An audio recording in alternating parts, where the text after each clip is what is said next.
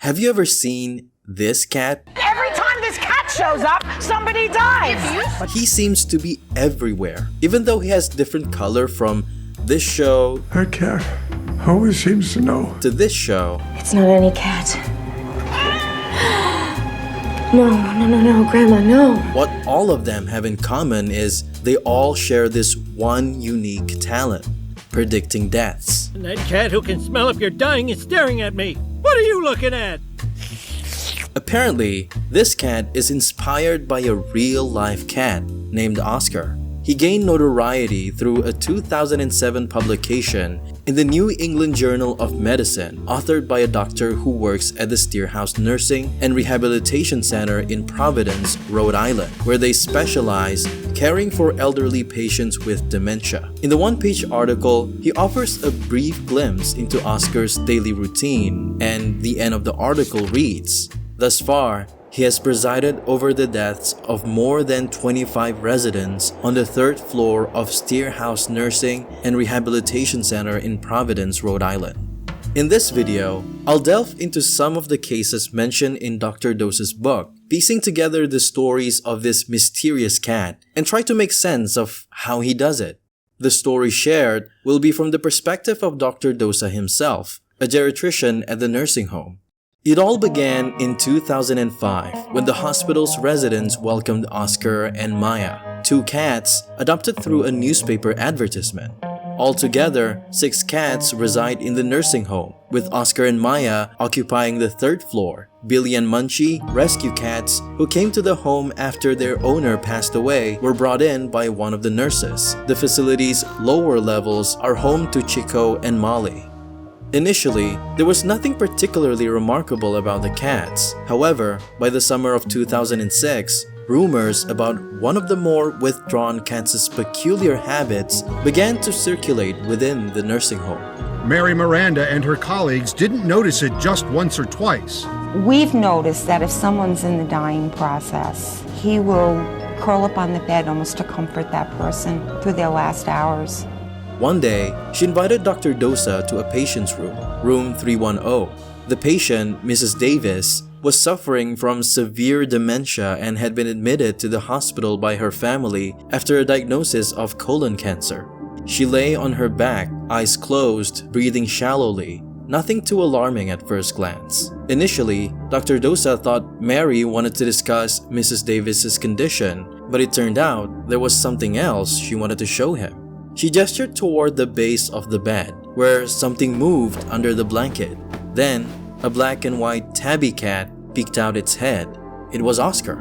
"I know this is weird, David, but the thing is, Oscar does not usually spend any time with the patients. He tends to hide, mostly in my office. However, some of us have noticed he's been visiting certain residents more frequently. Indeed, finding Oscar on a typical day was a challenge. He would come out usually for food, water, or the rare occasion when he wanted attention. The thing is," Mary continued, "Oscar only visits patients who are about to die."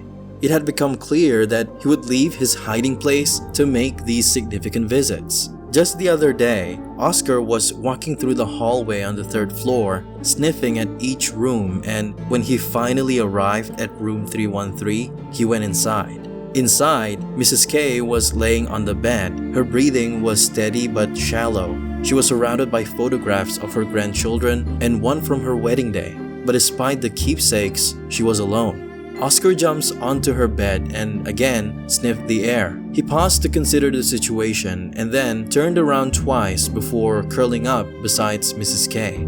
1 hour passed until a nurse walked into the room to check on her patient. By this time, some of the nurses have acknowledged Oscar's unique ability, and she noticed Oscar's presence. And she knew what this meant and hurriedly left the room and returned to her desk. She grabs Mrs. K's chart off the medical records rack and began to make phone calls. 30 minutes later, Mrs. K breathed her last. Dr. Dosa was understandably very skeptical at first. He tried to come up with whatever explanation he could imagine under the sun, but Mary persisted that there's something different about Oscar. Dr. Dosa had to leave for a moment to run some errands, and as if on cue, Mrs. Davis passed away just minutes after his departure. Even though this didn't immediately make Dr. Dosa a believer, it did leave a lasting impression on him about Oscar. The cat's grim predictions continued, with Oscar unfailingly showing up at the bedsides of patients just moments before they died. By this point, Oscar had already an impressive track record of visiting 6 patients in their final moments. To really understand Oscar's unique ability, Dr. Dosa embarked on a series of interviews with the families of his former patients. He conducted 6 interviews, but covering all of them would take forever. So instead, I'll share the story that captivated me the most, that of Cindy, a patient's daughter. Cindy spent 3 long weeks in Steere house, mostly seated by her mother's bedside, which had become her entire world. She felt utterly exhausted, and according to the nurses, there's not a lot of time left for her mother. She was constantly watching the rise and fall of her mother's chest, and yet the moment of departure never seemed to arrive. The first day Oscar appeared in my mom's doorway, I watched him with a mix of apprehension. He just rolled in and approached Mom's bed. Understanding what Oscar's visit could imply, I guess I held my breath, Cindy shared.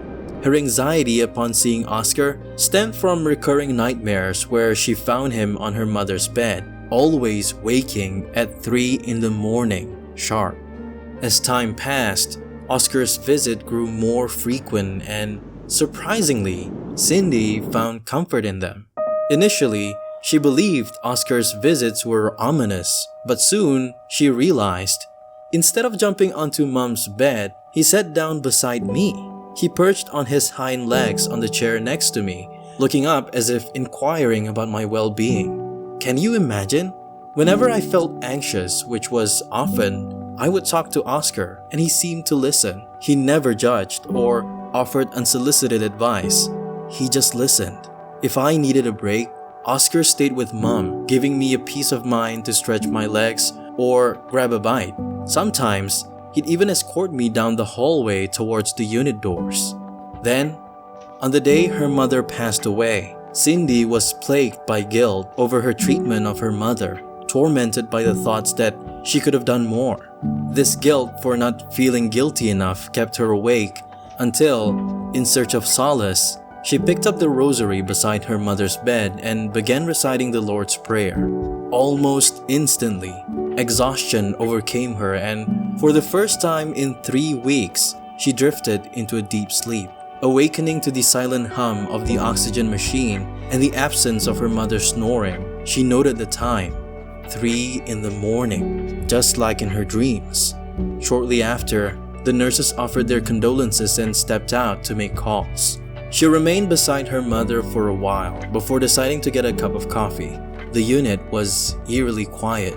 As she walked down the hall, the familiar pitter-patter of paws on the linoleum floor accompanied her. It was Oscar, offering his silent company. So, he was like your companion for those 3 long weeks? Dr. Dosa asked her, and she nodded. Doctor, I remember walking into the bathroom to splash some cold water on my face. When I left the bathroom, Oscar was right there, waiting for me at the door. I stopped in the kitchen to pour myself a cup of coffee, then I sat down at the table in the dining area to begin to plan out who I needed to call. Suddenly, there was a noise in the chair next to me. I looked over and there was Oscar, sitting on his hindquarters, eyeing me. It was like he was checking up on me to make sure I would be okay. In fact, he was the last person I saw that morning as I left the unit. He just sat there on the nurse's desk, staring at me as the doors closed behind me. Now, the burning question remains, how does Oscar know? Unfortunately, even Dr. Dosa cannot pinpoint it. Whether it's a pheromone or a scent that people release, that's really a question for people in different fields than mine. But a call he received after publishing his essay on Oscar in the New England Journal of Medicine might offer a clue. A World War II veteran from Florida shared his experience with Dosa. As a medic in Europe, he said, "Doctor, after the first few months of evacuating soldiers from the battlefield, I could tell whether someone would live or die. Those destined to die emitted a sweet aroma not present in survivors. Oscar might detect a chemical compound released before death, similar to dogs trained to identify trace amounts of biochemicals from cancer cells. Research has discovered dogs that can detect melanoma and even fish that can predict earthquakes. While we don't have a definitive answer for Oscar's ability, this theory is compelling, especially as many families observed Oscar sniffing the air around their dying loved ones before settling down. However, this does not fully explain why Oscar also keeps company with the grieving families. What's your take on the most plausible explanation? Share your thoughts in the comments below.